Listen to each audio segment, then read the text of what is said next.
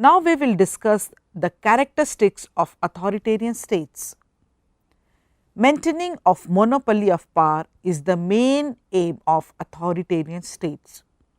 Authoritarian leaders thus seek to control the means by which political opponents can be intimidated, harassed, exiled, imprisoned or even executed. The army and the police are the principal instrument of coercion, hence the high incidence of military rule. In Egypt, for example, Nasir Sadat and now Mubarak were all military commanders before becoming presidents. To frustrate actual or potential political opposition, authoritarian rulers often impose strict press censorship, outlaw opposition parties and exert firm control over the legal system, which is manipulated to prosecute and persecute political opponents. A monopoly over the mass media and the courts gives absolute rulers a highly effective means of perpetuating their rule while also supplying the machinery by which excesses of power can be disguised or legitimized. Representative institutions and policies are typically justified in the name of order and stability. Plausible poly given the list of problems faced by many developing nations.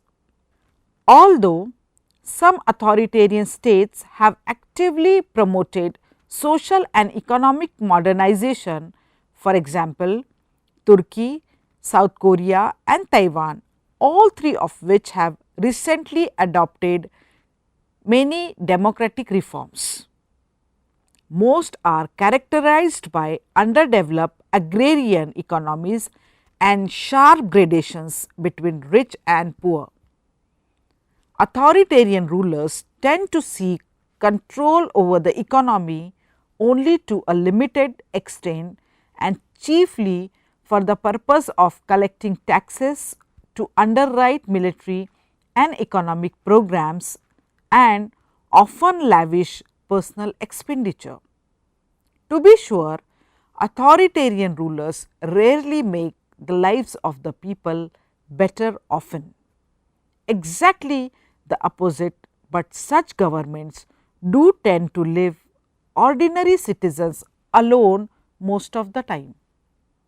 And while authoritarian rulers rarely do what is best for the people, they often do prevent the worst to the extent that they succeed in keeping order, as Robert Kaplan argued in his article, The Coming Anarchy.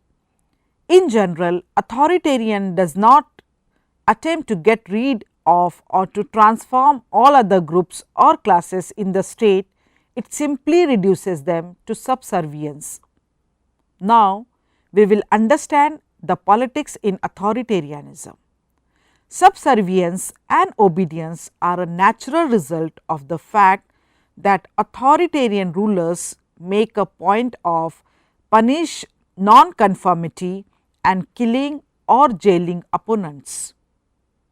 Aristotle argued that all authoritarian forms of rule, despite important differences among them, are a perversion of good government.